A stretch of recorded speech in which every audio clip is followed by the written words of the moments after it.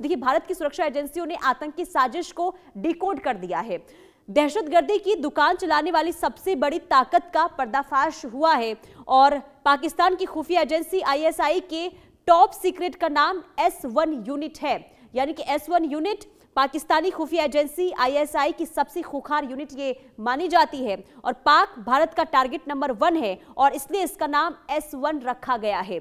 S1 unit को lead Pakistan army के colonel rank के 2 बड़े अफसर कर रहे हैं। यानी कि कैसे आर्मी अफसर से इससे जुड़े हुए हैं, आप इसे देख सकते हैं। S1 यूनिट को 2 कर्नल रैंक के अफसर, इसमें देखिए वो तमाम चीजें जो देखते हैं इसका, और S1 यूनिट भारत पर हमला करने के लिए आतंकवादी संगठन को किस तरीके से तैयार करता है और आईएसआई की जिस तरीके से खुलासा हुआ है, और ये बहुत बड़ा खुलासा है, और भारत के खिलाफ किस तरीके से साजिश रची जा रही थी, लेकिन इन साजिशों का पर्दाफाश भारत की तरफ से कर दिया गया है। हमारे साथ देखिए हमारे मेहमान ब्रिगेडियर राजन जामवाल डिफेंस एक्सपर्ट के तौर पर जुड़ चुके हैं और अजय जांडियल हमारे संवाददाता भी जुड़े हुए हैं। सबसे पहले अजय, मैं आपके पास आऊंगी। जो ये खुलासा हुआ है, जो पर्दाफाश हुआ है, यानी कि आईएसआई का जो पर्दाफाश भारत ने किया है, क्या जानकारी है इसे लेकर? किस तरीके से जो ये आईएसआई का जो यूनिट है S1 कैसे एक्टिव था, क्या मंशा थी? देखिए, बिल्कुल मैं आपको बताऊं, दरअसल हो ये रहा था कि दरअसल पाकिस्तान लगातार भारत में जो ऑपरेशन सिंदूर जब चलाया था उसके बाद से बौखलाया हुआ था। ऐसे में कहीं ना कहीं ये S1 यूनिट जो है इस चीज को खंगालने में लगा था कि किसी भी तरीके से भारत के साथ जुड़े उसको कई सबूत ऐसे मिल जाएं, कई ऐसी चीजें मिल जाएं जिसके जरिए वो भारतीय ठिकानों की, भारतीय एजेंसीज की डिप्लॉयमेंट की, इनकी जानकारियां जो है वो रख सके। कोई भी देश इस तरह की चीजें करता है, मगर पाकिस्तान की मंशा इन चीजों को करने की इसलिए रहती है क्योंकि पाकिस्तान एक तो यहां आतंकी गतिविधियां चलाता है और दूसरी तरफ पाकिस्तान बौखलाया हुआ है ऑपरेशन सिंदूर के बाद, और पाकिस्तान को लगता है कि जिस तरीके से भारत में ऑपरेशन सिंदूर अभी खत्म नहीं हुआ है, लगातार एक्टिव है, लगातार वार एक्सरसाइज चल रही हैं, तो कभी भी पाकिस्तान को इसका खामियाजा भुगतना पड़ सकता है। और अगर कोई भी जम्मू कश्मीर में वो आतंकी गतिविधि करता है तो उसके बाद उसको कहीं ना कहीं कार्रवाइयों का सामना करना पड़ सकता है। तो ऐसे में ये यूनिट जो है उसको तमाम जानकारियां मूवमेंट की, सुरक्षा बलों की और तमाम चीजों की जानकारियां जो है वार वेपन सिस्टम की मुहैया करवाती थी। बिल्कुल, लेकिन देखिए हैरानी इस बात की है अजय, क्योंकि आर्मी के यानी कि पाकिस्तान आर्मी के 2 बड़े अफसर जो इस यूनिट को लीड करते थे, तो ये साफ तौर पर बताने के लिए काफी है कि किस तरीके से वहां की जो सेना है वो आतंकी संगठन के साथ जुड़ी हुई है।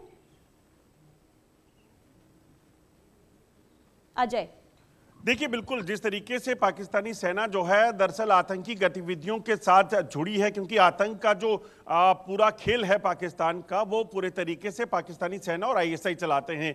पाकिस्तानी सरकार तक को जो है वो सेना और आईएसआई चलाते हैं। तो ऐसे में कहीं ना कहीं ये गठजोड़ जो है दरअसल दुनिया में और भारत में आतंकवादी गतिविधियों को चलाने के लिए पाकिस्तान ने चलाया है। ऑपरेशन सिंदूर के दौरान भी ये उजागर हुआ था। हमारे साथ ब्रिगेडियर राजन जामवाल भी जुड़े हुए हैं। सर, ये जो एसआई यूनिट का खुलासा हुआ है और जो ये प्लानिंग भारत के खिलाफ रची जा रही थी आतंकी हमलों को लेकर, किस तरीके से देख रहे हैं सर आप इसे?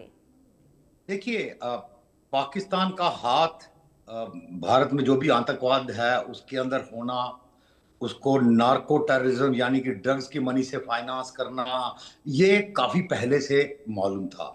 अभी स्पेसिफिक डिटेल्स आ रही हैं कि S1 नाम की एक यूनिट है जिसने मुंबई से लेकर सारे हमले किए, उसको एक कर्नल चलाता है, उसके नीचे 2 लेफ्टिनेंट कर्नल हैं जिनको गाजी 1 गाजी 2 बोला जाता है, और एक मतलब वहां पे डेपुटेशन पे पूरे पाकिस्तान आर्मी से लोग आते हैं। ये लोग लंबी लंबी दाढ़ियां बना के रखते हैं, जिनको ट्रेन करते हैं उनको भी नहीं पता होता कि ये आईएसआई की यूनिट है, एंड वो समझते हैं कि ये हमारी तंजीम के ही कोई सीनियर लोग हैं जो हमें ट्रेनिंग दे रहे हैं। वेराज वो प्रॉपर पाकिस्तान आर्मी के से डेपुटेशन पे आए होते हैं, कोई 6 महीने के लिए, 4 महीने के लिए ट्रेनिंग दे के वापस चले जाते हैं, और इनका हाव भाव भूषा सारी मतलब एक जैसे नॉर्मल तंजीम के लोग हैं, जैश ए मोहम्मद, लश्कर तैयबा, उस टाइप की इनकी होती है, और ड्रग्स के पैसों से फंडिंग होती है। ये सारे अभी सिर्फ स्पेसिफिक्स आ रहे हैं।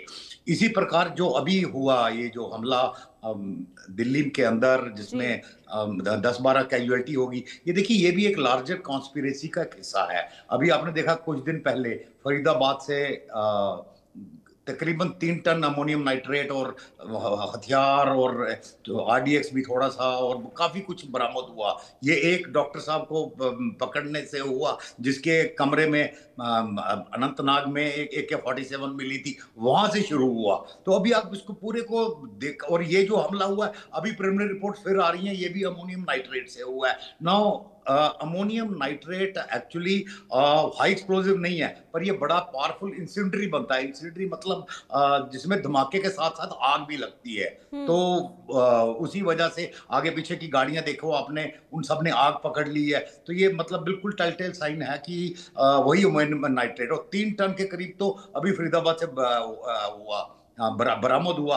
तो ये काफी कुछ हो सकता है कि उसी का कुछ हिस्सा बच गया था। जब ये 3 टन हमारी पुलिस ने बरामद कर लिया, सो ये लोग कंफ्यूजन में आगे कि भी कोई ना कोई भी बता देगा ये कहाँ है। तो इसको उन्होंने गाड़ी में रखा, गाड़ी में रखने के बाद हो सकता है ये ट्रांसपोर्ट कर रहे हो एक से दूसरी जगह, और रास्ते में एक्सीडेंटल ब्लास्ट हो गया, या जानबूझ के भी हो सकता है कि भी अभी ये पकड़ा जाएगा आज नहीं तो कल, तो इसको आज ही हम ब्लास्ट कर देते हैं। कुछ भी हो सकता है। वो जैसे ही अभी इन्वेस्टिगेशन आगे बढ़ेगी तो ये सारी सच्चाइयां सामने आएंगी कि एग्जैक्टली क्या हुआ। बाकी सिक्योरिटी एजेंसीज अपना काम कर रही हैं।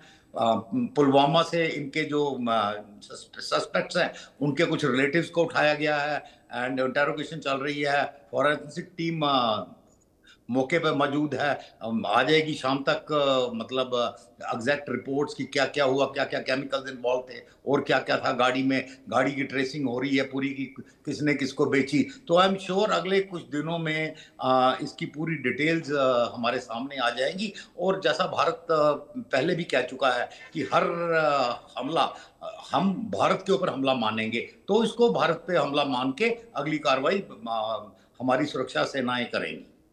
लेकिन ये क्योंकि देखिए पाकिस्तान की अगर हम बात कर रहे हैं, हालांकि इंतजार करना होगा कि दिल्ली में आखिर जो हुआ है इसके पीछे कौन है। लेकिन अब जो पाकिस्तान के अंदर बौखलाहट और अभी जो ये खबर सामने आई है S1 यूनिट को लेकर, यानी कि 25 साल से एक्टिव था, मुंबई में ब्लास्ट में इसका हाथ था, तो माना जाए कि जो वहाँ की जो सेना है वो पूरी तरीके से परीक्षण ट्रेनिंग दे रही है वहां के जो इस संगठन से जुड़े हुए, जो यूनिट से जुड़े हुए हैं। क्या माना जाए कि आर्मी भी कहीं ना कहीं पूरी हद तक इससे जुड़ी हुई है कि कैसे आतंकी संगठन को मजबूत किया जाए? क्योंकि देखिए अगर कोई अधिकारी लीड करता है तो ऐसे में बहुत बड़ा सवाल सर उठने लगता है कि आखिर जो वहां की आर्मी है वो आखिर क्या क्या मैसेज देना चाहती है। देखिए ISI पाकिस्तान आर्मी का हिस्सा है, S1 यूनिट ISI का हिस्सा है। तो obviously S1 unit Pakistan army का एक रेगुलर यूनिट है जिसमें उसके रेगुलर सर्विंग ऑफिसर्स और सोल्जर्स सर्विस करते हैं। तो उसमें कोई शक नहीं। देखिए ये पूरा जो भारत के खिलाफ जिहाद या आतंकवाद या जो भी फैलाया गया है, ये सारा पाकिस्तान आर्मी की तरफ से है। पाकिस्तान आर्मी का सारा प्लान था पिछले 30 साल से कि भारत में जितनी अनस्टेबिलिटी फैलाई जा सके उतनी फैलाई जाए, बिकॉज पाकिस्तान का जन्म ही भारत विरोध में हुआ है। तो उनके अगर आप कभी किसी पाकिस्तानी से वगैरह से बात करो, कहते हैं हम कुछ नहीं कर सकते, हमको कमीशन या भर्ती होते वक्त जो शपथ दिलाई जाती है उस शपथ में है कि आप मतलब भारत के खिलाफ आप हर कुर्बानी देने को हमेशा तैयार रहो, वैसे वर्ड्स यूज किए जाते हैं। तो इस मतलब ये उनका एक रेज़ॉन डे अटायर मतलब एग्जिस्टेंस का एक हिस्सा है। वो एग्जिस्ट ही इसलिए करते हैं। तो अब ये सारी बातें हम लोगों को भी एकदम समझ आ गई हैं। इसीलिए पाकिस्तान मतलब जिसको एक्चुअली भारत अभी तक स्टेबल रखता था, भारत ने अपना सिर हाथ उठा लिया। अब पाकिस्तान कितना अनस्टेबल आप सब देख रहे हैं। अभी आने वाले समय में क्या होगा, किस प्रकार कार्रवाई होगी, ये भी आप देख लेंगे और आई एम श्योर जल्दी होगी। बिल्कुल सर, देखिए पाकिस्तान की